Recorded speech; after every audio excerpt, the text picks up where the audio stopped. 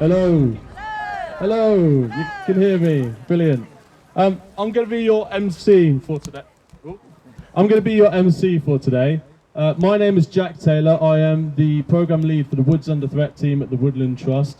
I've been organising this event alongside Better Shrewsbury Transport and other sort of local campaigners as well. Shrewsbury XR in the fold too. So, and Rob McBride, of course, over there, Rob. So thank you first of all to everybody who's helped to organise this. What an amazing turnout. You all look absolutely awesome. So really huge thank you for coming along. I'm just going to run you through a little bit of a sort of schedule of what we've got planned. First off, we're going to have a few speeches, about 5 minutes each, just to hear from a few people. I'm going to pass over to Mike. He's going to tell you a little bit about the campaign. Come back to me, I'll talk to you a little bit about the Woodland Trust, what we do and how we're involved. And then you'll hear from Rob McBride, aka Tree Hunter. Following on from that, at about 3 o'clock, hopefully, we're going to try and do the big count, see how many Darwins we have here today with us. Unfortunately, we tried to get Guinness World Records, but they want a lot of money to get a record on the table. Boo! So we're not going to be able to do that, but we're going to set our own record, and that's good enough for us. So without further ado, I'm going to pass on to Mike to tell you a little bit about the campaign. Great, thank you, Jack, and thank you all for turning up and making the effort to dress up. I think it's absolutely fantastic.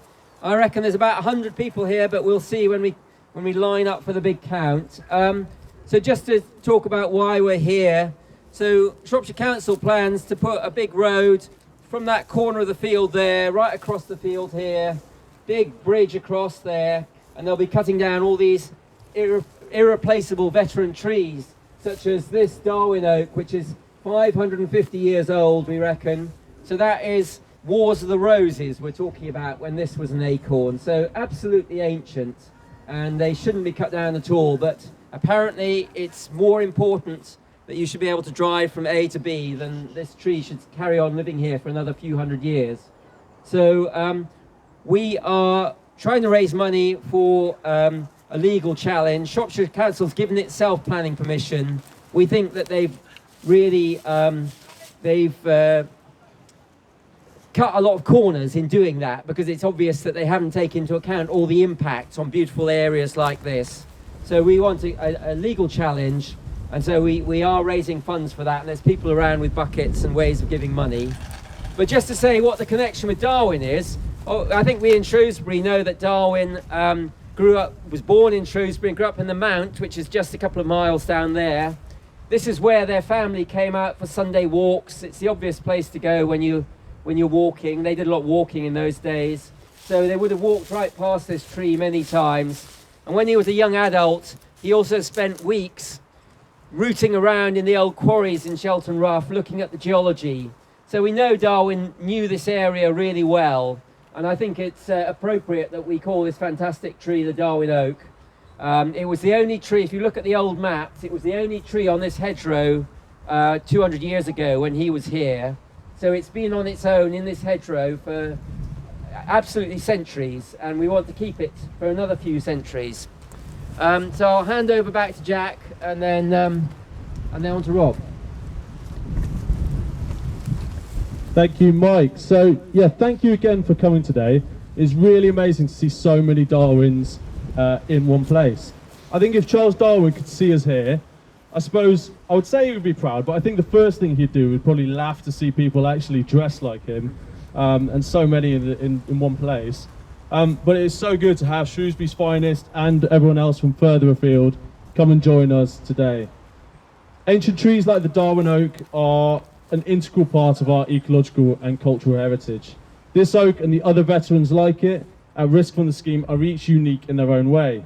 Like humans, no one tree is alike. They have their own features, their own different quirks, their own different characteristics.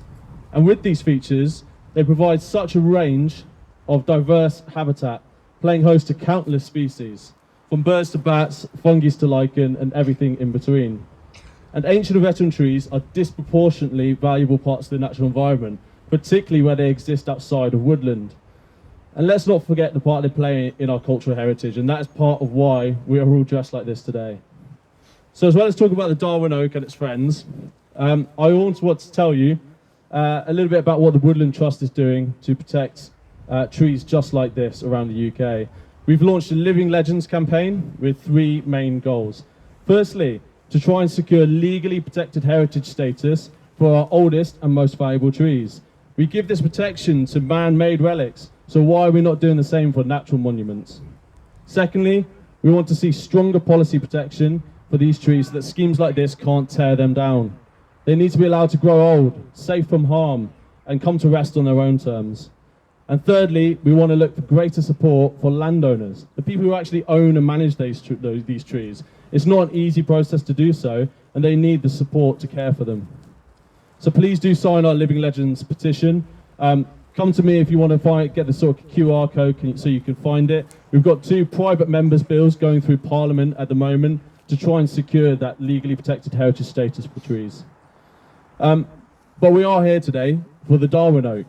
And this oak and the other trees that are at threat really do matter. Majestic trees like this can be found across our British landscape. Dominant, striking, yet at the same time, graceful and elegant. And we are all responsible for standing up for them. And now, more than ever, ancient and veteran trees need those in power to carry the torch for them, not put them to the sword. These trees are irreplaceable habitats. They're afforded a high level of protection through planning, and yet those in charge are time and time again making poor choices regarding their protection. And it looks to be the same case again here. And I'm not trying to sugarcoat the situation for you. We are up against it with this case. Shropshire Council has already voted in favour of the scheme going ahead. They are yet to ratify that decision, but we can still take a chance. There's still an opportunity to defend these trees. And Better Shrewsbury Transport are doing some amazing work in that respect. And they need to mount a legal challenge once the council decides to ratify that decision. So please help them today. They are going around, they are collecting, so please do what you can to help them. There is an opportunity to make a difference. And also, write to your Shropshire Council, write to your local MP, write to your local councillors, write to the local newspaper, any local media outlet, and ask your friends and family to do the same. The more people that do that, the more impact we are likely to have.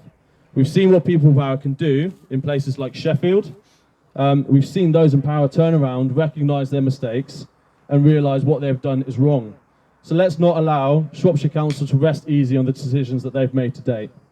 So I just want to say thank you to everybody again for coming. Thank you to those who are going to be speaking today and helping get this event off the ground and continuing the fight. I'm going to pass on to Rob McBride now, aka Tree Hunter, and he's going to say a few words for you all. Thank you.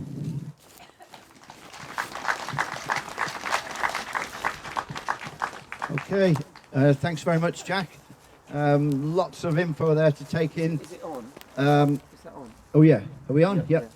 I'm holding it too far away. Yeah, thanks, Jack. Lots of info there. One thing that really strikes a chord with where I've been and who I've been speaking to this week, I've sort of literally hot-footed it back from the EU Parliament in Brussels, where I met many people from right across Europe, where generally they have better tree protection than we do here. So the Woodland Trust, along with other organisations, Ancient Tree Forum and Trees for Cities, Arb Association, for many, many years we've been campaigning to, like if you look on the Historic England website, you can Google and find that there are 7,000 benches in the country that have more protection than the Darwin Oak. So you know that society has got its values totally upside down when we have this sort of thing. And Jack said, write to your local MP. I was expecting him here today in his Darwin outfit, or dressed as a dinosaur. Yeah, maybe as a dinosaur, as I did quote, having listened to in October to the 4-hour meeting, some of the comments from the more senior members of that committee. Certainly, they didn't evolve like Darwin thought they would. But yeah, so the petition is on 104,500 signatures, and will be going at some time to whoever's in number 10 when we take it there. I don't know. It could be.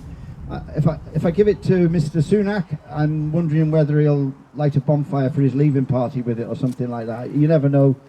It may make an impression on them, but you know, having had chats with the Forestry Commission lately about a veteran oak only 5 miles away that was felled recently, a 250-year-old oak that had no protection, but I felt was over 5 cubic meters. The rules for prosecuting people are so lax with regard to hollow trees like this. Darwin oak will be hollowing out naturally. That's how they survive a lot longer.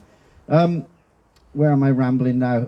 I just came up the bypass, and I sort of often come up this way and turned right and gone to Welshpool and on to Newtown, where the most successful British UK tree has ever been in the European Tree of the Year, the Brimon Oak, when we actually persuaded the Welsh government to bend a bypass 15 metres, and we saved that tree, which is a similar age to the Darwin Oak. So we're all hoping that we don't get this road to devastate this green wedge, this very unique wedge going into a town of my birth 35 years ago, let's say.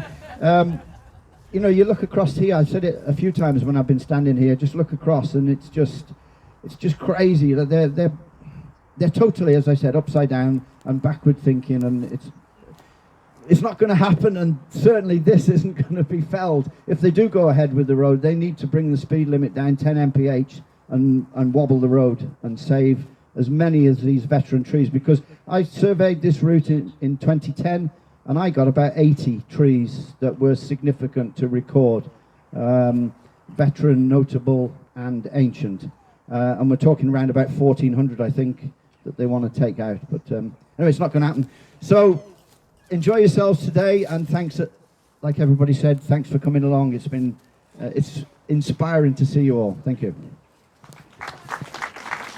Thanks, Rob. That's great. Well done in Brussels. So I think we're going to do the big count now. As part of the count, I'm going to point at you and you're going to say your number. And that's how we're going to do it. And hopefully it works. I'm not sure who's coming. It's actually Charles. Okay, that's actually Charles. Okay, so Rob, we're going to start with you. 1, 2. 3. I'm not. I'm Darwin's father. 4, 5. 6. 6, 7. 7, 8. 8, 9. 9, 10, 11. 11, 12. 14, 14. 16. 16. 17, 17, 18. 18, 19, 20. 21. 22. 23. 24, 25. 26. 27. 28. 29. 30. 31. 32. 33. 34. 35. 36. 37. 38. 39. 40. 41. 42. 43. 44. 45. 46. 47. 48. 49. 50, 51, 52. 53. 54. 55. 56. 57. 58. 58, 59. 60. 61. 62. 63. 64. 66, 67. 68. 69. 70. 71. 72. 73. 74. 75. 7. 78. 80. 81, 81, 82. 83. 84. 84, 85, 86. 87. I don't know if that counts. 88, 89. 90. 91. 92. 93. 94. 95. 96. 97. 98. 99. 100! Hey! And I guess I'm 101 and 102. Yes. 103. 104. 105. There we go. We have 102 Darwins. Woo!